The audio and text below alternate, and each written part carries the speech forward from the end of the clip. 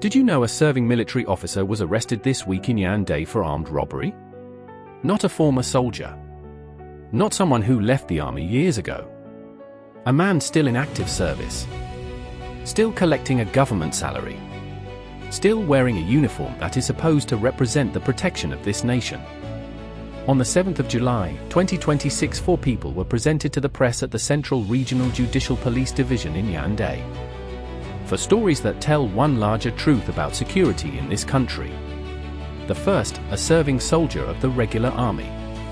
The second, a former police officer who was dismissed from the force and took his skills somewhere else.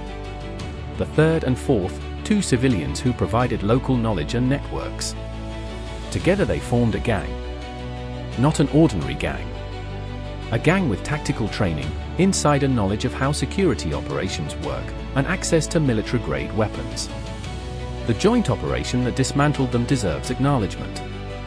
The GSO, the Special Operations Group, and the Central Regional Judicial Police worked together to locate, surround, and arrest these 4 before they struck again.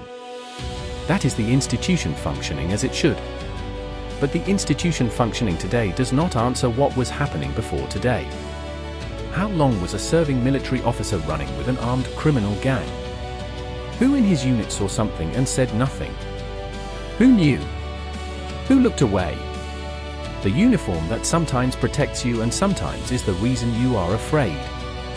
This arrest does not prove every officer is corrupt. It does not. But it confirms that the concern is not always paranoia. When the people trained and paid to protect citizens use that training against them, that is not just crime. That is not just crime. That is the state being used as a weapon against the people it exists to serve. These are accusations. The military tribunal will decide the truth. But the questions deserve to be asked now.